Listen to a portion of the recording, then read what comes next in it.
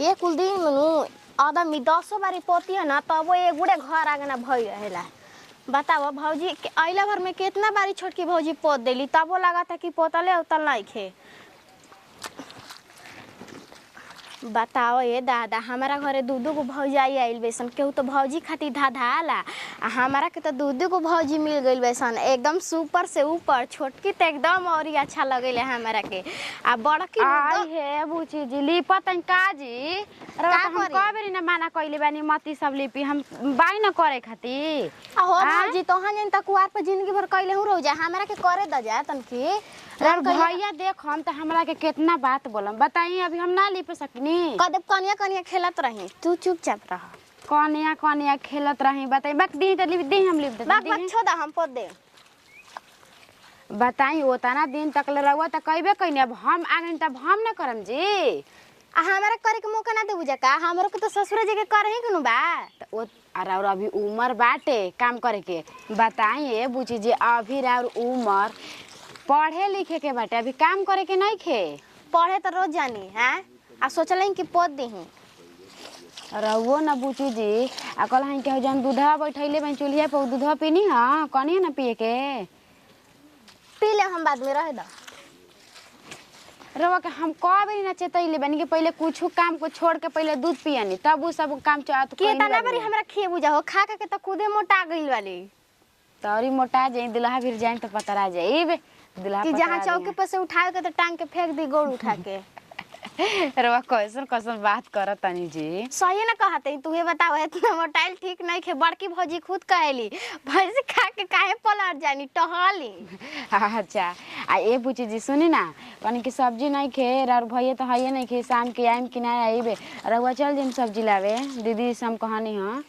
अहन काहे ना नया नया बियाह भेल त अपन कनिया के छोड़ी हन आ नाही हो त तू त 10 बारी में दिन भरी फोने दौड़ावत रहेलू। आ हे बुची जी का करें जी दे बताई उहाँ बिना हमार रहले ना जाला समझ में जब उहाँ के ना आइम ना लगी ना के हमार खइकवे मुहा में नहीं खे ढोका समझ जाई हम बोला देही रुका फोन करतनी। अरे ना जी उहाँ के काम पकइल बे काहे से करताई इहो के ना एकदम से गजबे ना मजा तहार भैया के हो बुझा ताकि आजकल गोड़ कतनो आदमी मलतवन तब बुझा ताकि मैले धैले रहताटे आ कहतनी कबे से कि ये जिए जी सुनी न जाई न बजरिया में से एगो आलता ले ले आई जी तनी गोड़वा हाथवा रंगे के बाद नाखून त रंगे ले लिन जा तनी एड़ी आदमी रंग लेवेलन त ठीक लागेला सोहागिन के इहन चिन्हा त मरद के सुनइबे ना करेला उठेलन भोरही में आ चल जइहन ट्रैक्टर चलावे कर माई मोली त एगो ट्रैक्टरे देखे गइल बाड़ी जिंदगी भर चलावत रह नहइला नि तब ठीक लागताटे कने के नया न हराइल बड़ी का करत ई काना बेचारे के हो छिनार तू ए जे का करतड़ू हजी बैठी ए टेंगा पर बैठ जानी रवा के त मन करला कि लोढ़वे से कभी मारोर दी जाना भैया गाल फुलल फुलल बा उनकर पूछ कहिया हमार का पूछ कइबू रवा इतना मोटा तनी खा के सूज जा तनी का करम देहिया बर्बाद हो जाई समझ नहीं भैया के आ छोटकी भौजी कहते कि मोटाई खा के औरी आ दूध पियावते हमरा के त उहो कोनो फायदे खातिर न कहतई उहा के भैया छोटकी के बड़ मोटे मोटे बाबा ने से सोचत कि पूरा परी लग जाई हरामी ने ना के करेला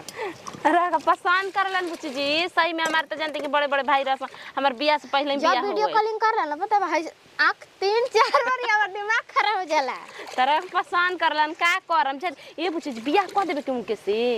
अबे हमरा पढ़े के बा बियाह ना कर जाय दी तो छेका उका हो जाए चल जाए बादे में भैया से अपन कह दी कि भैया ओ लइका हमरा पसंद बा बस हमरा बियाह करम उनकरा से ठीक ना लागल ना उनकर छोटका भैया ले करम बड़का ना रुआ बतिया नहीं का जी ना हो अभी ऐसा है कोई के पसंद कर लेबे ना ना जाय दी ठीक बा ना करम अपना से ना तारा भैया मारत देहिया पर बाम का बार दिहन बुची जी समझ जाई ई त बात सही कहली हो भौजी बड़का भैया बहुते खिसिया हमन अगर जान जी न तू हमरा के मुआ दिहन हां आ जाना तनी एगो बात कही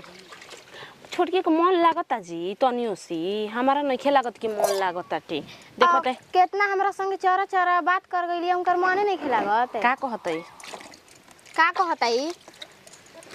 जदी चल के आंगनवा लिपला हई हां लिपा गई हम सोचल हई कि दाल बना देहे आ यहाँ सब न मुर्गा मछली के तैयारी करे लगनी जा का करी बुझाते नहीं के ए बुची जी बुची जी अकनी मसाला वाला आई जी हम तो लगे सुनगा के अब हाथवा बैठा दे हैं कहो हाँ बोली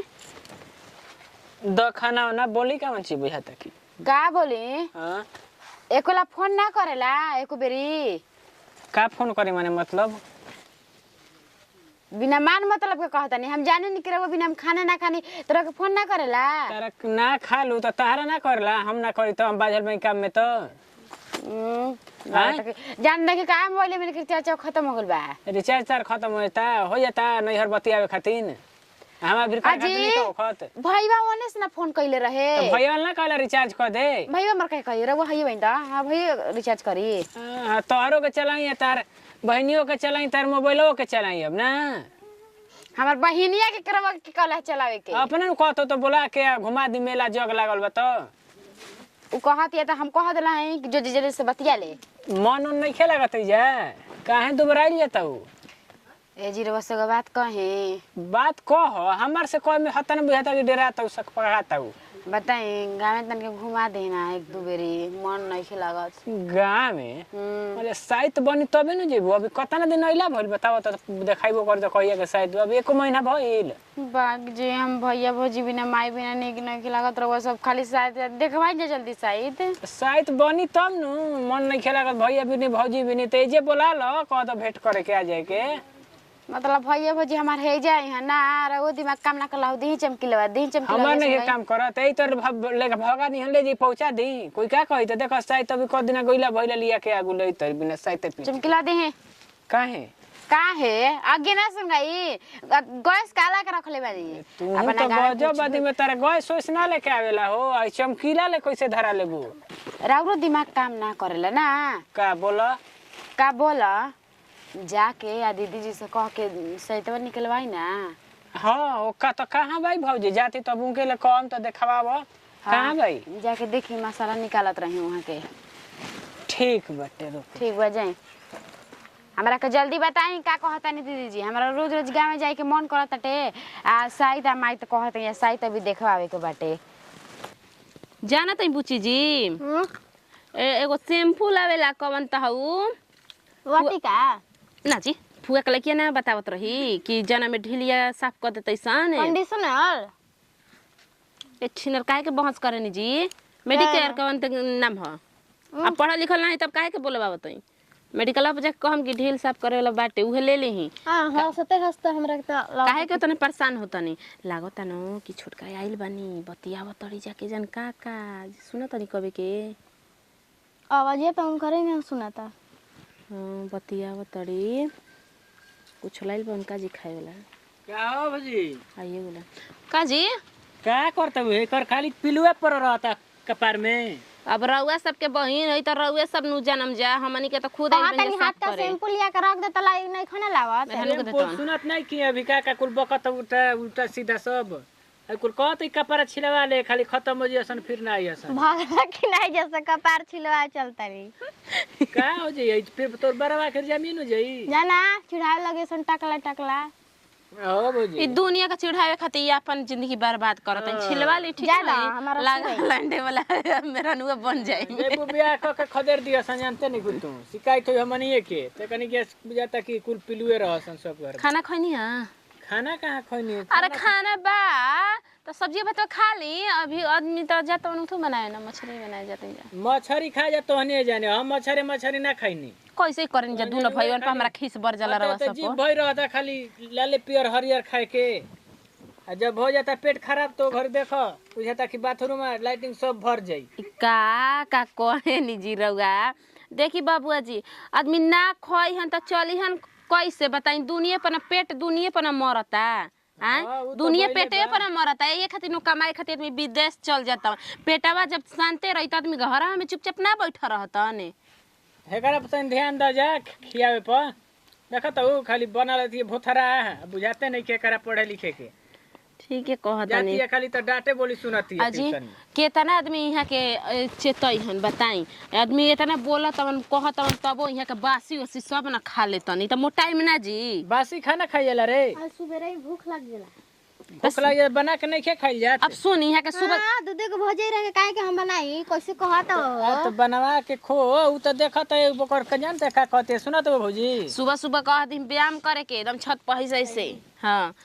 ठीक बा बुझाइल का कहते जा तनी फिर दूध रख ले भाई हॉर्लिक्स डाल के पियो हाँ जा भैंस हो जात जेबू तो कहिया सन भैंस विदा कइले बस हमनियो के शिकायत करेबू भाइयो नो के कहे तिया ना छोटा की जी देवर जी कि हमरा के मम्मी जी दीदी जी भेज दी ना मम्मी घरे 4 दिन खातिर घूम फिर के आई तोहरो ले कहतिया हाँ तो हम कहनी है ना कि तू अपना मरद से कह तो कहते कि ना रवे नु घर के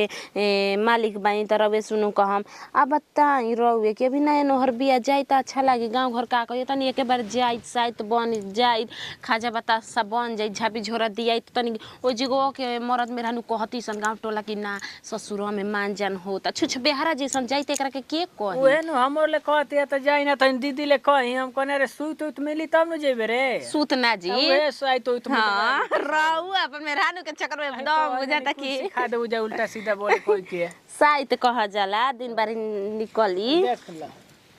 आ गलू हां आ गनी एया के भोजन ठीक नहीं खेला देख ल का शरीर के क लेली का ये दीदी देखत है कैसन कैसन बात कहतनी कैसन कैसन बात आ ये दीदी को बात कही रहुआ से हमरा के विदा कर दी ना 5-6 दिन खातिर ते एक इया महीना खातिर विदा कर दी ई इतना रिगिर काहे कइले बिया कुछ बात होत नहीं खेनु हो अरे इनकर चाची के लइका के न जौन बड़का बामन मुनमुन उनकर लइकी भइल बिया तो ओहे खाती तो हम कहनी कि आखिर 1 महीना चाहे 2 महीना के बाद जाही के न बाद जइया घूम फिर ली ह ना इका इतना रिगिर करती हम कहते सोचते कोनो लइका के ना बतिया उतर से यार मेरे रो कौन जला किस नानु बतियावत रहे हम ही कहते त जाई बता ना जाई बेरा उते जगह छोड़ के कहा जाई ना तोरा दिमाग माई भाई बुने माई या बाबू बिना हमर मन नहीं के लागत ओइ खातिर ओइ से जाता है साइत निकलेला तब जाए जला पूछ ले भौजी ले अगर भेंट करे के मन करता तो बोलाओ बाजारी पकड़ ले जा का जाए दी का करम अब भेज दी या 2-3 ओहे न कन्हैया के कहल जाता कि देख रे देख अपना घर के नानू ह पितियन चाची के कर हइसन कह दे कि हमर ससुरा में साइत बारी नइखे बनत उ जवन कहियन होय आदमी करी हाने साइत थोई तब नु देखावाला पंडित जी ले भौजी नु तो बेकार कहलाल विदा मत करियो इनका कहिया ना जवन होई जा दी का करम तनी पंडित जी से देखावा ली ठीक बा ठीक है बा लिया ले होतई हेलो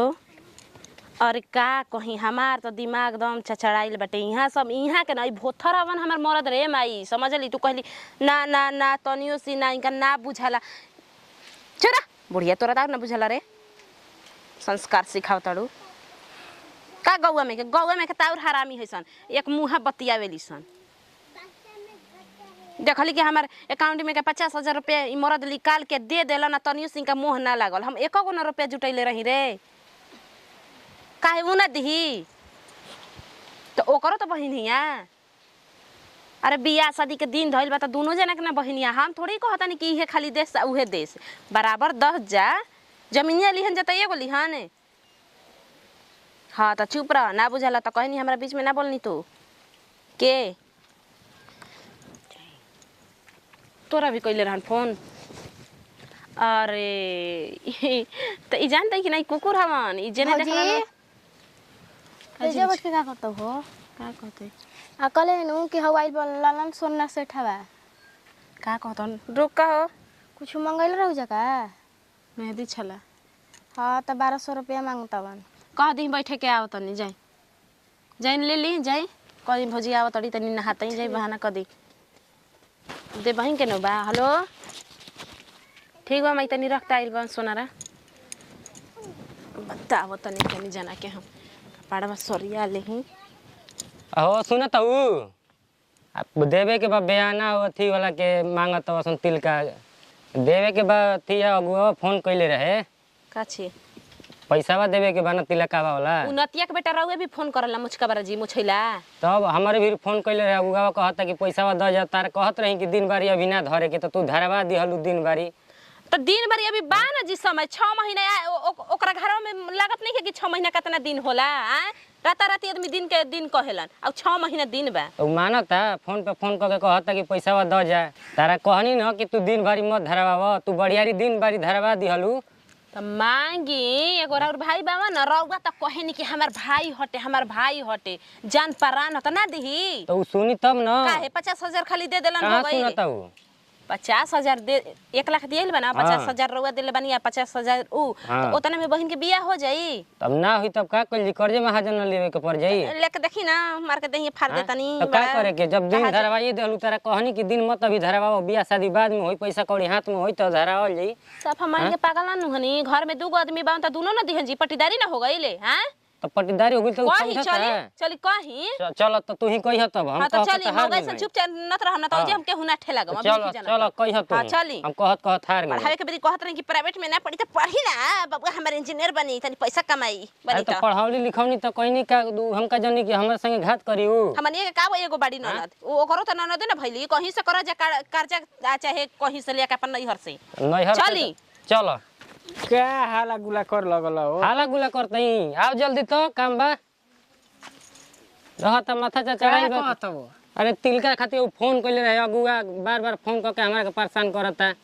बताओ कि दिया ही ना तिलका बा दियाई काहे ना? ई कैसे हाँ। कोन बात कहत हो? दियाई ना तो कैसे सुतर रहबे दिन भर तबे दिया जाई। ना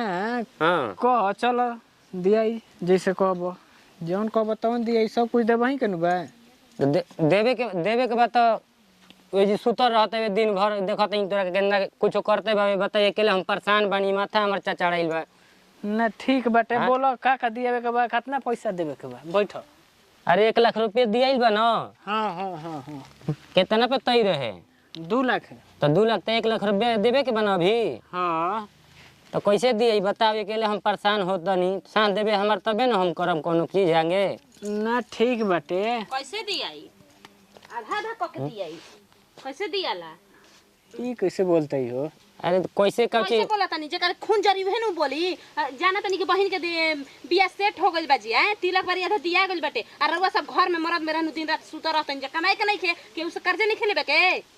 कर्जा माने ले लो कर्जा हम कहत नहीं कि पीएफ कमाओ कइले में कंपनी में तो मिली त ना दिया जाई। तू रहत हो जा तो मिली पीएफ त ले आके देम त दे दी हो अगला के। काय खाली इहे का कर्जा काढ़ हम का तू बोले बीचा मेरे चचारा हो तरता ना बुझा तू तो ऐसा बोले लू ना तो बुझाला कि